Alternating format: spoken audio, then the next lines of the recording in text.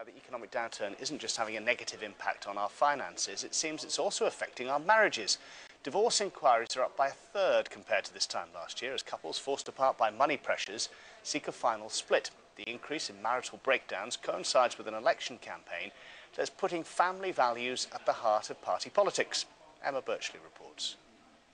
I want the next government to be the most family-friendly government we've ever had in this country. I passionately believe that happy families are ones that stay together. Call them family values. If there's one theme that unites all the political parties, it's the importance of family. But the recession is taking its toll and many families are falling apart. After 10 years of marriage, Tash Yashin is in the middle of a drawn-out divorce. It's left him emotionally and physically drained and deeply concerned about his finances. You're in a position now where you have to go out and purchase another property which you can't afford to do, and any remainder equity you do have left in the property, again, the lawyers take that, so you're back to, if you're trying to struggle out of this position, you're being dragged back into the minus again. Inquiries at law firms have recently hit a 10-year high. What we're finding is lots and lots of almost stored up separations are now finding their way through the legal system. And in the first 2 weeks of this month, for example, we've seen divorce inquiries over a third higher than this time last year. More couples are also seeking counselling from Relate, with redundancy having a significant impact on relationships. The couple have to accommodate the fact that they're not going to have so much money to fling around. The one who's lost the job may have a sense of lack of self-esteem. He's lost or she's lost her status. They will be home more often. Some marriages are beyond help, and it's not only lawyers making money from the breakup. Debenhams has just launched a divorce gift list that's already proving popular with those about to embark on setting up home again. And Faye Miller is supplementing her wedding cake trade with a line in divorce cakes. It's not so much about celebrating divorce for a lot of people, it's about marking the end of a turbulent period in their lives, or moving on, closure if you like. A lot of people have been through a lot of stress and it's just a bit of lighter relief. The party which wins the election will have to accept that family breakdown costs the UK £20 to £24 billion a year in housing costs and benefits. And based on current trends, it appears more people will soon be needing support. Emma Birchley, Sky News, Central London. Joining us to discuss some of the points raised there, the author Kate Figes, who's just written a new book called Couples, The Truth, looking at the role of family life in modern Britain. Also joining us from Central London is Justine Roberts, co-founder of the influential parenting website mumsnet.com. Morning to both of you. Kate, you're sitting next to me. Let's start with you. To what extent can and should politicians govern life within the family? Well, when it's two people who want to go into a relationship together, whether they're married or cohabiting seems to me to be irrelevant. But when there are children involved, it is important that government supports parents. But I think it has to be in terms of what parents need, particularly at that time. Bringing up children, particularly when both of you are working and trying to earn a living, is incredibly difficult. It places huge strains on couples. And I don't think that's talked about enough. And I think the reality is that we have to look at what people, families need rather than being preached at. I think that's the problem. The trouble with this term broken society is that it implies we're all somehow failing, when most of the people I met for my book are trying very, very hard against adverse circumstances. They want to stay together. They want to be committed to each other. They don't want to separate. Divorce is the last straw, and it's often a very painful and expensive one. Justine, are you encouraged or alarmed that the family is going to be an election battleground?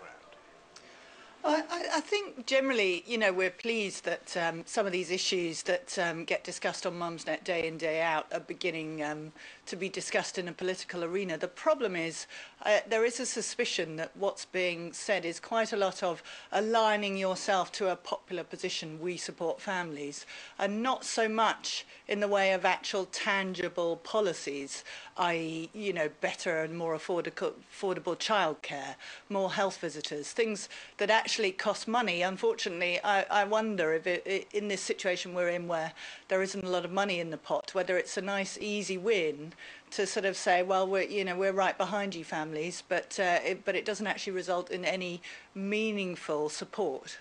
Kate, that's a hugely important point, of course.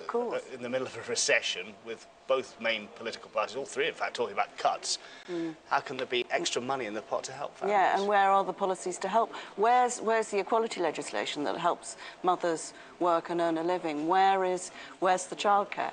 You know, where is all of that support? So I think that there is a tremendous... I think what we have to recognise is that relationships today are under particular social pressures. And rather than blaming the family for failing, we need to support the family as the most important fundamental building block of a good and healthy society, healthy relationship. And in what way is that not being done then? Well, I think that there is a marked lack of interest in what goes on in people's private lives and supporting people through the difficulties of relationship, you know, ups and downs, until you get, you know, catastrophes, until you get really bad, you know, cases of child abuse when the state kind of comes in or blames social workers for not coming in at the right time. Justine, people contacting your website, I mean, do they agree when David Cameron talks about, you know, Britain being a broken society? I think in some respects that's you know, that's a bit of a sort of politician's phrase, really. I mean, you look on Mumsnet and there are tremendous acts of community and support going on every day. You know, I think it is important to recognise that working women particularly are really struggling to, you know, cope with still being in charge of most of domestic life and holding down a job, which they often have to because they've got to pay the mortgage and you need 2 salaries, not 1. And I think we still have, as Kate says, very much a sort of work-centric culture, very long hours culture, very at-your-desk culture. And, you know, I think the real support that all political parties could give is to make family the centre of the culture by trying to change that work culture, you know, really bringing in proper flexible work legislation, proper flexible paternity, maternity leave, and making firms and individuals, and in particular men, I think, recognise that family it's all right to be a family man. It's all right to say, you know what, I'm going to leave at 4 and watch the school play and I'll be back on at 6 or something. I think it's that kind of real commitment to real flexibility that will help struggling families. I'm sure most people watching this would totally agree with you, but the economic reality is that's not going to happen.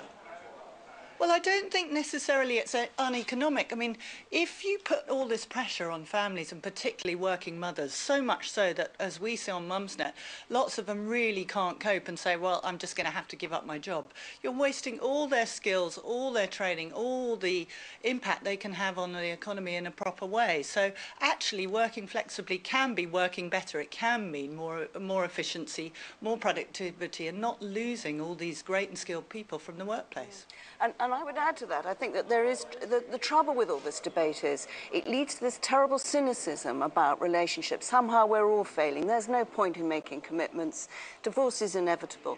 You know, and that's actually not the case. You know, when you look at the divorce statistics, they've been very stable for years. You know, most divorces take place in the first 7 years. You know, and if you're not going to, you know, how do you understand how to be married or to be committed to somebody until you try it out? And people are allowed to make mistakes and go on and have a better life second time around.